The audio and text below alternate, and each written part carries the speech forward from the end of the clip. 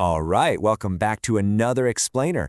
Today, we are cracking the code on an absolutely fundamental piece of English grammar, totally inspired by the Nova English Academy's grammar guide. Seriously, by the end of this, we're going to completely master the world of infinitives. Let's get right into it.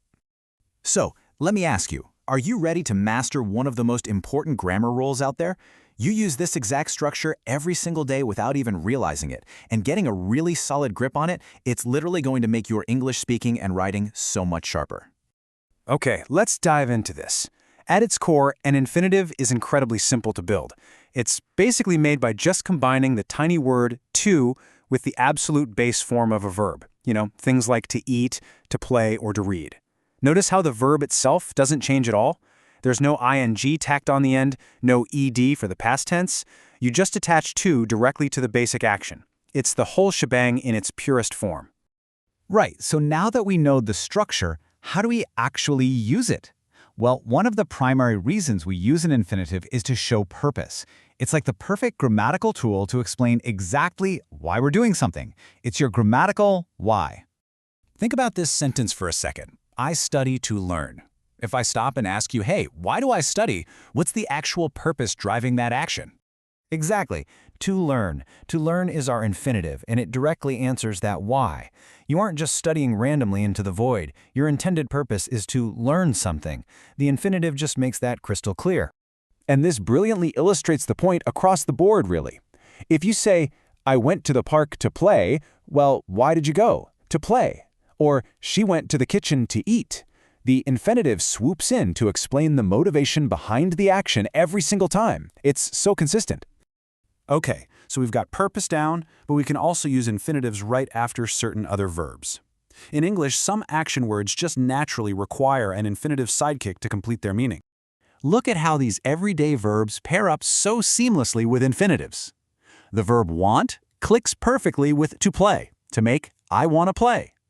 Like pairs beautifully with to read. And a verb like decide just naturally links up with to sing. Building this kind of pattern recognition, that's what's going to smooth out your sentence structures. Actually, scratch that. It's not just verbs having all the fun here. Adjectives, the words we use to express feelings, emotions, and states of being, they can totally invite our sidekick to along for the ride as well. Just think about everyday phrases like happy to help, excited to travel, or ready to go. The adjective describes that internal feeling, right? And then the infinitive immediately following it explains the specific action that's connected to that state of being. But wait, here's a bit of a plot twist for you. What on earth happens when our crucial little word to just completely disappears from the sentence? Now, what's really interesting about this is we get what's called a bare infinitive. This is an infinitive used without the word to, and this happens strictly after modal verbs. Words like can, could, must, should, may, and might. Basically, when these modals show up to the party, they force the to stay home, and we just use the base verb all by itself. Let's look closely at this because it is such a common trap. Saying something like, she can to swim is completely grammatically incorrect. And honestly, if you say it out loud, it just sounds incredibly clunky, doesn't it?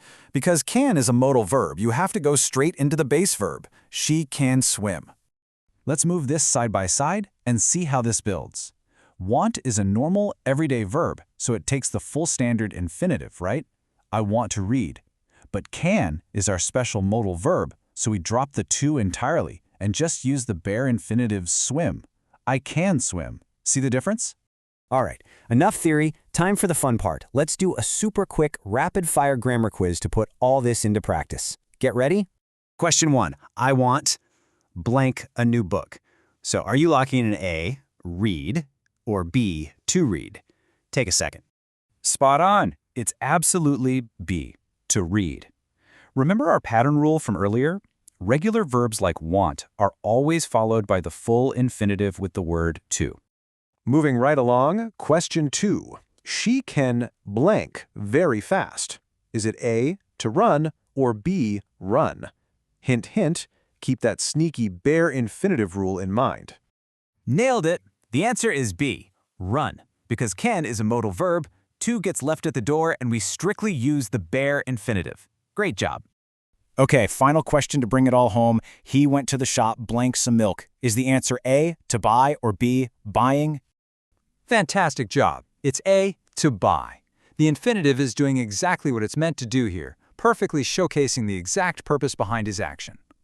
So the crucial point is really just boiling everything down to two golden rules. Rule 1, a standard infinitive is simply to plus your base verb. Easy. Rule 2, a bare infinitive is just the base verb without the to, and that is used strictly after your modal verbs like can, must, should, and may. Keep those two golden rules in your back pocket, and your sentences are going to be rock solid for sure. And that brings us to the end of today's explainer.